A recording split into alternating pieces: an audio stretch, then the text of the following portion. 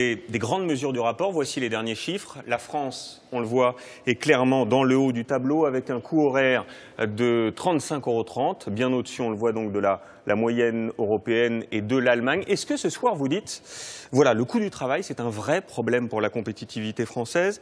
Est-ce que vous dites, oui, c'est central dans le débat? Je vais vous surprendre. Je n'isole pas le coût du travail. Il y a d'autres coûts. Il y a le coût de la fiscalité, il y a le coût de l'énergie, il y a le coût des matières premières, il y a le coût des services. Il faut avoir une vision globale. Ce que je propose, c'est face à la glissade dans laquelle l'industrie française est entraînée, face au décrochage, une mesure d'urgence qui permette de relancer l'investissement. Et ce que je propose, c'est donner de la marge de manœuvre aux entreprises pour qu'elles puissent investir. C'est ça qui est important. Alors, ça s'applique au coût du travail parce qu'on imagine mal que l'on continue pendant encore des décennies à faire supporter au facteur travail une partie essentielle de la solidarité nationale. Pardon d'insister, Louis Gallois, mais c'est un point central de ce grand débat qui agite la classe politique, la classe économique depuis maintenant plusieurs semaines. Ce coût du travail, est-ce qu'il est trop élevé en France? Est-ce que c'est un frein à l'économie et à la compétitivité de nos entreprises? Encore une fois, on ne peut pas isoler le coût du travail des autres coûts. Si le coût du travail en France est plus élevé, mais le coût de la fiscalité est plus bas, pour les entreprises, c'est neutre. Mais en France, nous avons un coût du travail qui est relativement élevé, vous l'avez montré. Nous avons une fiscalité qui est relativement élevée. La conséquence, les marges des entreprises se sont effondrées. En 10 ans, on est passé de 30% de marge à 20% de marge. Historiquement, c'est les plus basses marges que nous ayons eues en France. Et c'est cela que je veux traiter. Je veux redonner un ballon d'oxygène aux entreprises pour qu'elles puissent recommencer à investir. Et investir, ça veut dire de l'innovation, ça veut dire de la qualité, ça veut dire en fait qu'on monte en gamme. Et c'est essentiel, tout le rapport est fondé là-dessus, c'est essentiel de monter en gamme pour ne pas être dans la concurrence par les prix qui est mortifère. Alors l'innovation, on va en dire un mot dans un instant. Encore un mot sur ce coût du travail. Laurence Parisot disait il y a peu, il faut un choc de compétitivité de l'ordre de 70 milliards d'euros. Vous proposez aujourd'hui 30 milliards d'euros d'allègement de charges. Est-ce que ce sera suffisant? J'en propose même pas 30, j'en propose 20, parce que les 10, il y en a, vous savez que sur les charges, je propose le transfert de 20 milliards de charges patronales et 20 milliards de charges salariales pour limiter l'impact sur le pouvoir d'achat de la hausse de la CSG. Parce que c'est ma question, 30 milliards, ce sera suffisant, Louis Gallois? Je pense que c'est le choc de compétitivité que peuvent attendre les industriels pour reprendre confiance. L'important, c'est de créer de la confiance. Le choc de la compétitivité, c'est un choc de confiance. Cet abaissement de 30 milliards, ça se concrétisera comment pour ce fameux coût du travail? 5, 10% en moins pour les entreprises? Les 30 milliards, c'est à peu près la moitié de la perte de marge sur les 10 dernières années qu'on peut ainsi récupérer. Et encore une fois, je ne veux pas me laisser enfermer dans le débat sur le coût du travail. Je veux parler de marge de manœuvre pour les entreprises. C'est ça qui est essentiel. On va en parler dans un instant. Vous parlez de choc de compétitivité. Le gouvernement, lui, parle plutôt de trajectoire. On a entendu les doutes, il y a peu, de Michel Sapin au gouvernement, le pas de côté de François Hollande, disant que ce rapport n'engageait pas le gouvernement. Ce sont ces mots. On a vraiment le sentiment qu'à peine présenté, votre rapport est déjà enterré. Est-ce que vous le regrettez? Je n'en suis pas là. J'attends de voir ce que le gouvernement va décider demain avant de savoir ce qu'est devenu mon rapport. Mais ce qui me paraît essentiel, c'est qu'en tout cas, à travers ce rapport, on parle de la compétitivité. Et c'est ça qui est important. Parce que la compétitivité, on la redressera si tous les Français pensent que c'est devenu essentiel. Et mon rapport peut peut-être aider à cette prise de conscience. Alors, vous restez avec nous, Louis Gallois. 2 réactions à présent, 2 points de vue divergents qui résument en quelque sorte le clivage sur cette question de compétitivité et sur les moyens de la relancer. D'un côté, un grand patron, Stéphane Richard. De l'autre, un représentant syndical. Réaction croisée, Yves Ginca, Frédéric Faure. Pour les propositions Gallois, un grand patron, Stéphane Richard, PDG de France Télécom. Contre, Jean-Pierre Mercier, syndicaliste CGT à l'usine PSA d'Aulnay-sous-Bois. Première question, moins 30 milliards d'euros de cotisations sociales, est-ce une bonne solution? C'est une masse qui est suffisante pour entraîner une vraie conséquence, un vrai choc positif sur l'appareil industriel. C'est ce qui permet effectivement de diminuer de façon substantielle ce fameux coût du travail pour les entreprises et donc de leur rendre de la marge qui leur est nécessaire pour investir et pour innover. C'est une très mauvaise solution. C'est un cadeau inacceptable, monumental qui est fait aux patrons. Parce que qui va croire, par exemple, que Peugeot et Renault vont baisser à hauteur de 20 à 25% le prix des voitures? Personne ne peut le croire. Deuxième question, la hausse de la TVA ou de la CSG serait-elle un financement acceptable? Moi, personnellement, j'ai toujours pensé que l'essentiel devrait provenir de l'impôt sur la consommation, donc de la TVA, quitte à différencier les hausses de taux en fonction des produits. Ça permet aussi de taxer les produits importés, ce qui est quand même un gros avantage. C'est un vrai scandale.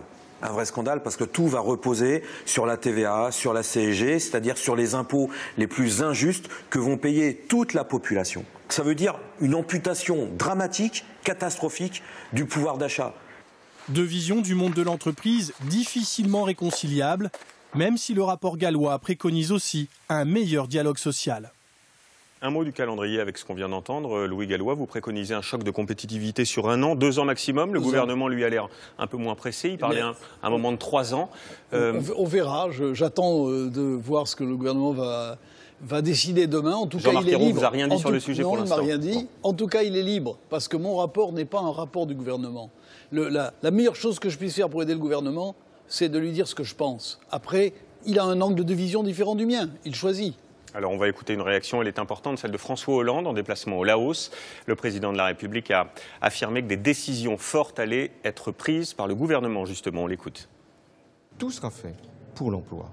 Derrière la compétitivité, il y a l'emploi, c'est-à-dire l'avenir. Il ne s'agit pas simplement de réfléchir à telle ou telle mesure. Il s'agit d'une politique d'ensemble, cohérente, qui puisse justement donner à nos entreprises davantage de force et à nos salariés davantage de confiance. Derrière le mot de compétitivité, il y a le mot de croissance et il y a surtout le mot d'emploi. Voilà, propos recueillis par Guillaume Daré et Alain Dubas. Deuxième grand axe de ce rapport, on l'évoquait à l'instant, l'innovation. Là encore un chiffre qui illustre le retard pris par la France, le nombre de robots dans nos usines. Regardez, 33 000 dans l'Hexagone contre 145 000 en Allemagne. Sur l'innovation précisément. Je me permets de dire 62 000 en Italie. C'est-à-dire encore plus qu'en France. C'est-à-dire le double de la France. Donc il y a un vrai retard en la matière. Il y a non seulement un retard en nombre, mais en plus, nos robots sont plus anciens que les robots italiens ou les robots 17 allemands. ans en moyenne, je le dis à ans monsieur Mercier, je ne fais pas un cadeau au patron. On donne un ballon d'oxygène aux entreprises pour qu'elles puissent investir. C'est ça qui est important, qu'elles investissent. Et je pense que Peugeot et Renault ont besoin d'investir. Un mot de l'innovation en résonance de ces chiffres. Est-ce que les patrons n'ont pas là une part de responsabilité d'une certaine manière? Est-ce que les investissements ont été bien faits, correctement, au bon moment, au bon endroit? Est-ce que les investissements dans la recherche, l'innovation? Mais bien sûr que chacun a ses responsabilités. Et la responsabilité la plus forte que nous ayons entre nos mains, c'est le fait que nous sommes des individualistes forcenés, que la recherche, la formation, l'industrie ne travaillent pas ensemble, que les grandes entreprises ne travaillent pas avec les PME, avec leurs sous-traitants, avec leurs fournisseurs. Ce qu'il faut, c'est reconstituer le PAC France. Il faut que les entreprises travaillent ensemble et il faut, je pense, aller vers un patriotisme qui nous permette de regrouper le PAC français. Je suis un amateur de rugby. Quand le PAC n'est pas groupé, les arrières ne peuvent rien faire. Et puis, dernier point enfin, Louis Gallois, qui fait débat, le gaz de schiste. Vous préconisez la reprise des recherches sur l'exploitation. Vous nous en direz un mot dans un instant. D'abord, le sujet fait débat. Pourquoi? Explication Nicolas Châteauneuf avec Mathieu Drejoux. Exploiter les gaz de schiste en France, actuellement, c'est interdit. François Hollande a posé les règles lors de la conférence environnementale. Personne ne peut affirmer que l'exploitation des gaz et huiles de schiste par fracturation hydraulique, seule technique aujourd'hui connue, est exempte de risques lourds pour la santé et pour l'environnement. Une position qui satisfait les Verts, mais dans le détail, seule la fracturation hydraulique est interdite. Cette technique consiste à injecter dans le sous-sol un mélange d'eau et d'additifs chimiques sous pression pour récupérer le gaz en surface, avec des risques pour l'environnement. Sans cette technique, impossible d'explorer ou de forer, tous les permis français ont donc été annulés. Aujourd'hui pourtant, le rapport gallois rouvre une nouvelle fois le dossier. Nous plaidons pour que la recherche sur les techniques d'exploitation des gaz de schiste soit poursuivie. Avec pour argument l'atout que cela représenterait pour l'industrie française et une économie sur les importations de gaz évaluée à 5 milliards d'euros par an. C'est un allègement de la balance commerciale. En produisant ce gaz, ce sont des créations d'emplois et peut-être une source d'énergie bon marché pour l'industrie française qui est en ce moment en train de chercher un peu de compétitivité. Le rapport gallois cite l'exemple des États-Unis où les gaz de schiste sont exploités à très grande échelle. Une industrie en plein boom qui aurait créé là-bas plus de 600 000 emplois. Oui, ce soir, on apprend que le gouvernement ne devrait pas retenir cette proposition. C'est ce qu'on indique de sources proches du dossier à Matignon. Louis Gallois, j'imagine que vous le regrettez? Je n'ai pas proposé qu'on explore le sous-sol français, parce que ça, c'est interdit par la loi actuellement. J'ai proposé qu'on travaille sur les techniques d'exploration et d'exploitation du gaz de schiste. Les Américains travaillent là-dessus, les Anglais travaillent là-dessus, le ministre allemand de l'Environnement vient de lancer un programme là-dessus. Je propose qu'on s'associe aux Allemands et pour proposer une initiative européenne de recherche sur les techniques d'exploitation du gaz de schiste, parce que si nous avons du gaz sous les pieds, pourquoi ne pas... Donc ce soir, vous dites au gouvernement c'est une bêtise de renoncer à l'exploration du gaz de schiste, ou en tout cas aux recherches sur le sujet? Je suis là pour donner mon opinion, et c'est au gouvernement ensuite de choisir. Merci beaucoup Louis Gallois d'avoir été ce soir notre invité sur France 2. Et puis toujours à propos d'économie, peut-être une lueur d'espoir pour les salariés de la raffinerie Petroplus de Seine-Maritime, alors qu'expire aujourd'hui le délai pour le dépôt d'offres de reprise de l'usine. Plusieurs candidats se seraient manifestés, dont un fonds libyen.